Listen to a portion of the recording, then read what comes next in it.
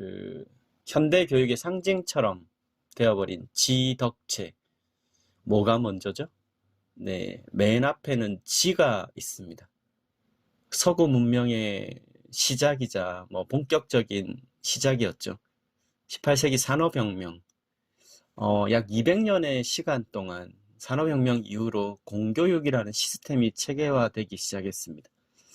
거꾸로 얘기하면 오늘날 우리가 또 많은 미래 세대들이 공부하고 있는 이런 공교육의 퍼블릭 스쿨 시스템은 불과 200년의 역사밖에 되지 않는다는 것이죠. 하나의 건물에서 동일한 교과를 일정 시간 체계적으로 배워왔던 지식 기반 사회. 그것이 지난날 국가 발전의 핵심 원동력이었죠. 인적 자원 개발이라고 했던 그 중심에는 바로 지력이 자리했습니다. 인간의 어떤 역량 평가의 첫 번째도 당연히 지력이, 학습이 자리하면서 인간의 두뇌 능력이 마치 지식으로, 학습으로 대변되는 것인 것처럼, 그래서 몸은 좀 뒤쪽에 있고요. 마음을 채우는 지식, 그것이 또 늘 앞서 있었죠. 역사를 조금 거슬러 올라가 볼까요? 서구 이 지덕체 교육에 더 앞으로 거슬러 올라가면 그리스 철학이 나오겠죠. 그 유명한 그 고대 그리스의 델파이, 네, 거기에 그 소크라테스의 문구로 알려진 너 자신을 알라. 소크라테스의 그 격언이라고는 이제 안 알려져 있는 걸로 아는데요. 그 델포의 그 신전, 아폴로 신전 기둥에 새겨져 있다고 하죠. 너 자신을 알라로 대표되는 이 그리스 철학은 지금 2000년이 지난 시간이 흐름에도 그 위력은 사실 여전합니다. 그리고 그 이후에 서양 근대 철학의 출발점이 된 또 르네 데카르트의 아주 유명한 명제죠. 나는 생각한다. 고로 나는 존재한다. 몸과 마음은 독립된 존재. 이 데카르트의 유명한 이 명제는 이후에 현대인들의 사상 교육 전반에 지대한 영향을 미쳤죠. 이후에 사실은 진화론이 등장을 하고 신본주의에서 신과 인간을 바라보는 인식의 새로운 전환점이 일어났죠. 르네상스 시대의 도래, 그리고 그게 인간의 어떤 가치에 대해서 주목을 하기 시작하고, 그 이후에 생물학, 인지과학, 또 20세기의 이런 신경과학 등 이런 인류의 과학과 기술, 학문 체계가 발달을 하면서 이제껏 알아왔던 마음 중심의 사회라고 해야 될까요? 그것이 어떤 몸과 마음의 상호작용에 기반해서 신체, 감정, 인지의 사고체계에 커다란 전환점을 가져오기에 충분했습니다. 예를 들면 건강의 핵심 키워드도 20세기 심장이었죠. 생명보험을 가입해도 20세기 후반에 심장질환이 가장 핵심 아니었습니까? 지금 생명보험 할 때 심장을 뇌보다 더 우선시하지 않죠. 건강의 핵심 키워드는 20세기 심장에서 21세기 뇌로 옮겨왔습니다. 그것처럼 인간의 마음을 밝히고자 하는 또 뇌과학의 인류과학의 정점으로 주목받는 것이 바로 뇌과학이 되었고, 그러한 마음의 그 총사령탑은 심장이 아니라 이제는 뇌에 주목하고 있죠. 뇌가 오늘날 마음의 총사령탑이란 걸 이제 얘기하고 있는 시대입니다. 그것은 데카르트의 유명한 명제였던 몸과 마음은 기능적으로 독립되어 있다. 그 명제는 이제 인류과학의 발달로 옛 문장이 되어버렸습니다. 몸과 마음은 기능적으로 독립되어 있지 않죠. 20세기 생물학, 신경과학의 발전으로 우리는 인간의 어떤 성장 기제에 주목을 하기 시작했습니다. 다른 동물들과 확연히 다르다는 걸 알아차리기 시작했죠.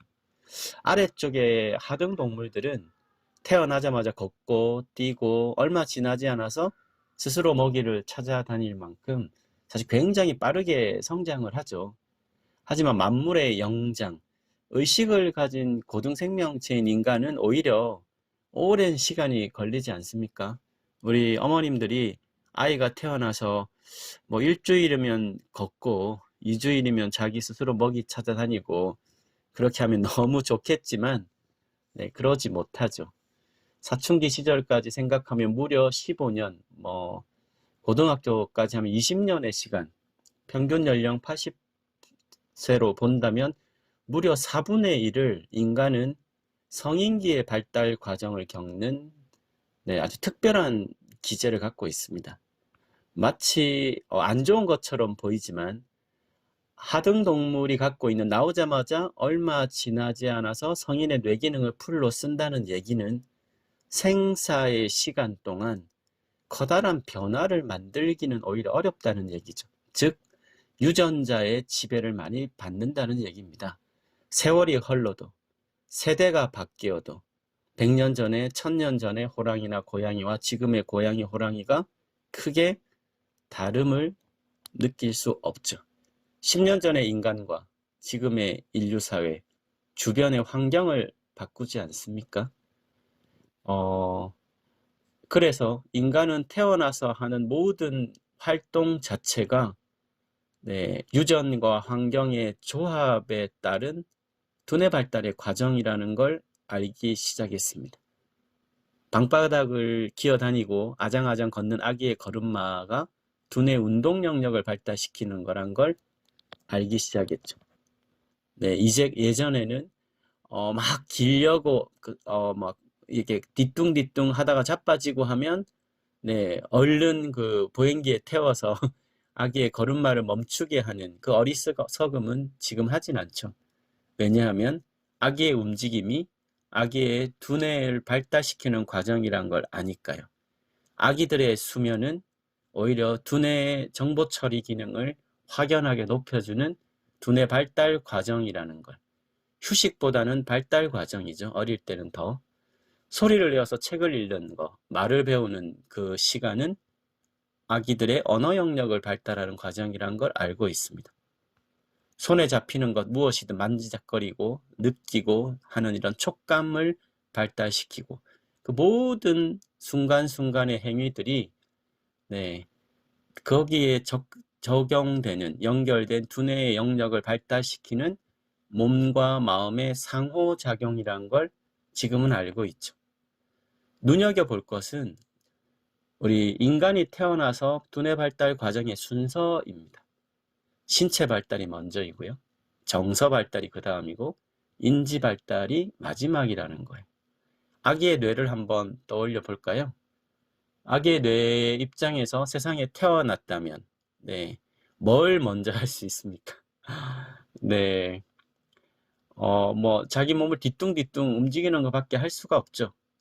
네, 즉 아기의 뇌는 인간의 뇌가 뇌 바깥으로부터 오는 정보를 입력받아서 처리하고 출력하는 정보 처리기관 입장에서 보면 아기의 뇌가 할 수 있는 건 또 아기의 뇌가 가장 많은 정보를 주고받는 그 대상은 바로 자신의 몸이 되겠죠.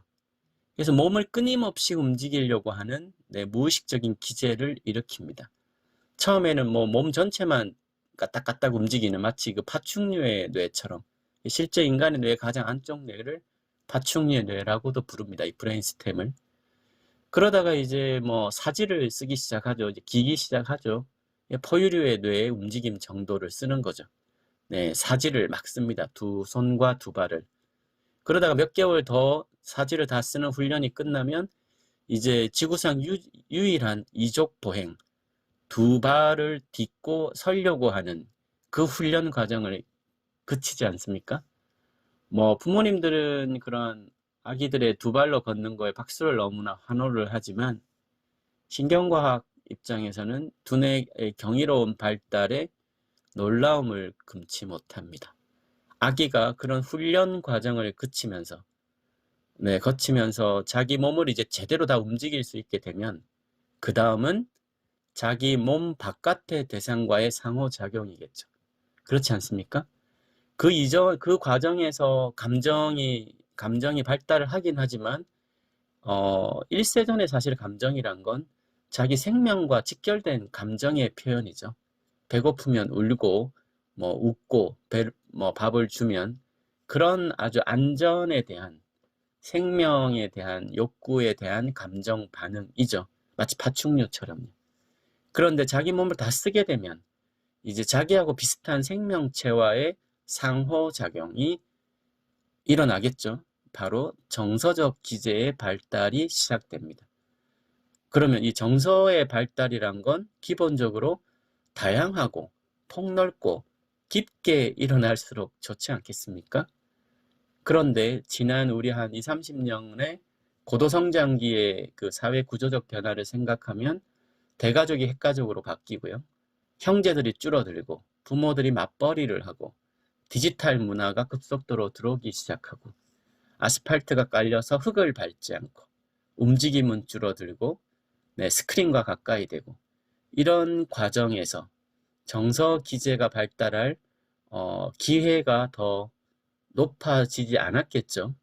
그래서 많은 정서의 위축 현상들이 고도성장기의 문명의 발달 국가에서는 일어날 수밖에 없는 것 같습니다. 실제 그런 발달 과정에 겪은 아이들 세대가 그 성인이 되었을 때, 또 그 학년의 발달 과정에서 많은 정서인지 행동 장애들부터 해서 여러 가지 문제점들이 그 이전 세대보다는 더 많이 일어났죠. 스트레스도 많아졌고요. 정서 불안도 많아졌고요. 여러 가지 인지적 장애도 많아졌고요. 그래서 그 실제 충분한 신체적 발달, 충분한 정서적 발달, 그 다음이 충분한 인지학습의 발달 단계를 겪는다는 것을 인류과학이 밝혀냈습니다. 하지만 그것이 교육의 현장과의 그 아주 밀접한 관계를 갖기에는 시간이 많이 걸렸던 것이죠. 제가 지금 이렇게 얘기하는 것들을 잘 들어보셨다면 작심삼일이라고 했던 마음먹은 대로 된다기보다 몸의 변화가 인간의 마음의 지속적인 발달을 이루어오는 거구나. 인간은 이런 생각이 들지 않으십니까? 태어나서 신체적 발달, 그리고 다른 생명체와의 정서적 발달, 상호관계, 그리고 인지학습의 발달, 뇌로 보면 가장 안쪽부터 신체, 정서, 인지의 발달이 일어났습니다. 결국은 내가 어떤 좋은 어떤 활동을 한다는 것은 그 이면에 구축하고 있는 뇌의 상태가 결국은 직접적으로 영향을 미치겠죠. 지금은 사실 한참 오래된 그 얘기인데요. 우리 삼위일체, 신경과학 폴 맥린의 삼위일체설.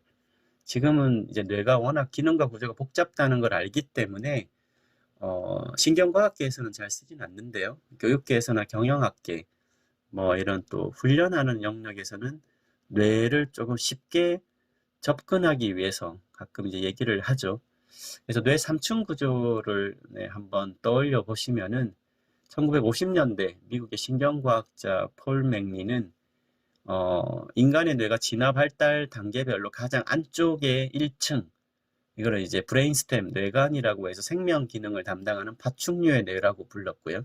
그 바깥쪽 2층을 림빅 시스템, 대뇌 변형계라고 해서 이제 감정 작용을 담당한다.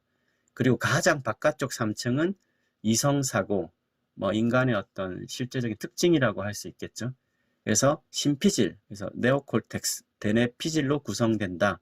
이렇게 이제 3층을 크게 제시를 했는데, 이 구조적으로 봐도 안쪽 공사가 잘 돼야 바깥쪽이 제대로 돌아가지 않겠습니까? 그리고 각 층마다는 당연히 연결이 있으니까 영향을 받을 수밖에 없죠.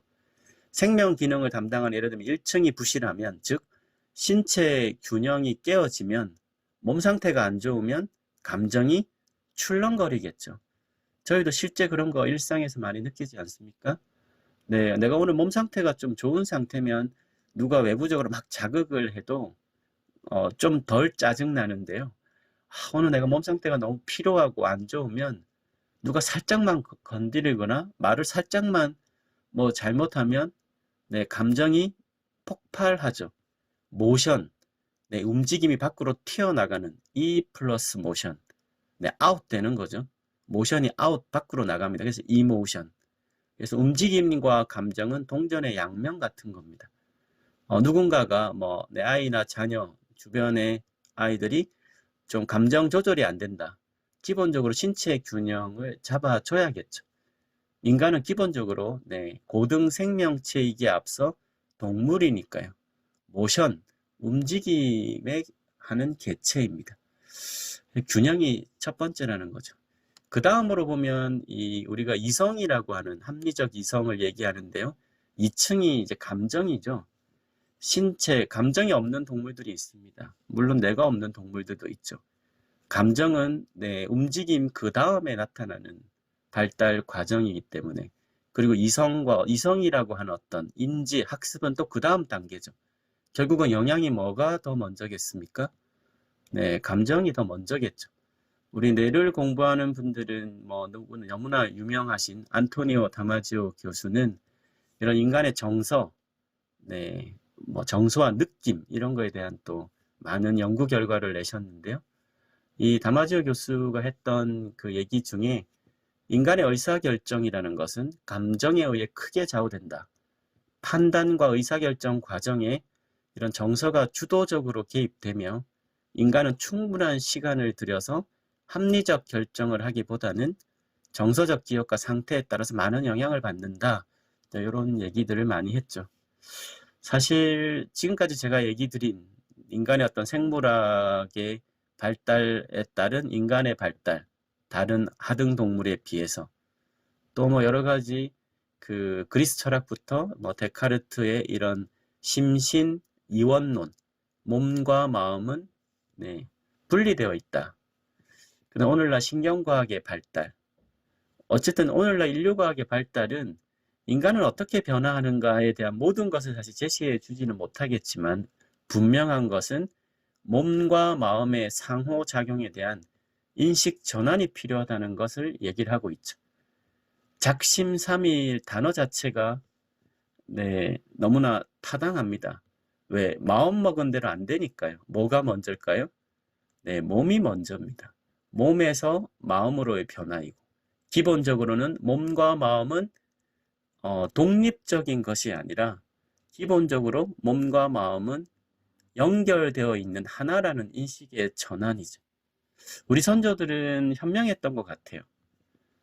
심신쌍수 얘기 들어보셨나요? 옛부터 우리 선조들은 몸과 마음을 함께 수행하는 걸 기본 생활 원리로 삼았다고 합니다. 신라의 화랑을 떠올리면 네, 호연지기를 기르고 문무를 함께 이렇게 공부하는 그림 그려지시죠? 신라의 화랑보다 더 앞섰다는 고구려의 조이선인, 우리가 흔히 아는 영계소문 을지문덕이 그 조이선인 출신입니다. 그리고 한민족의 그 최치원 선생님께서 얘기하셨던 난낭비 서문에서 현묘지도, 유불도, 유교, 불교, 도교에 앞서서 현묘한 도가 있었다. 그래서 이 한민족 정신문화의 원형으로 불리는 선도의 핵심도 바로 몸에서 구하라입니다. 오늘날 네, 세상 모든 것이 연결된 사회로 빠르게 변화하고 있죠. 인공지능과 공존, 경쟁할 인류 첫 세대가 출현했다고도 얘기를 하고요. 이제는 가상세계까지 출현을 하고 있는 시점에 이런 몸과 마음을 바라보는 인식 전환이 더욱 필요한 때가 아닌가 싶습니다.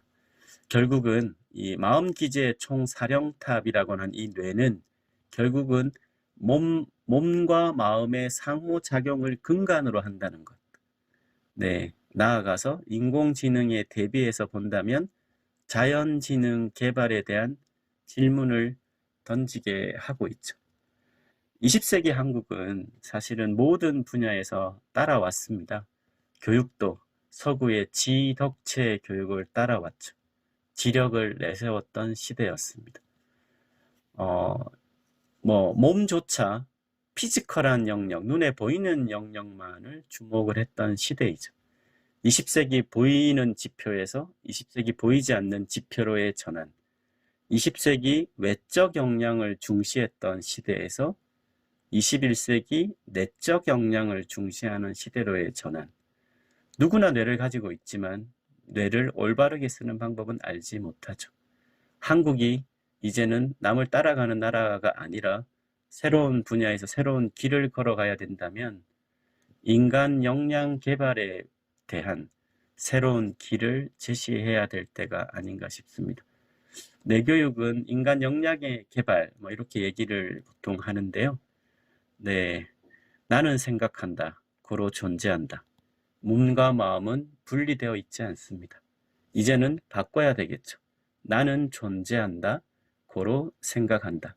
몸과 마음은 뗄래야 뗄 수 없는 하나이며 몸에서 마음으로의 변화, 심신쌍수를 생활문화로 습득했던 한민족 선조들의 지혜에 우리가 다시 한번 주목을 해야 될 때가 아닌가 싶습니다. 네, 오늘 장교수의 뇌교육TV의 라디오 산책 두 번째, 작심삼일. 네, 마음과 몸은 하나로 연결되어 있다. 오히려 몸에서 마음으로 주제로 얘기를 해보았습니다. 감사합니다.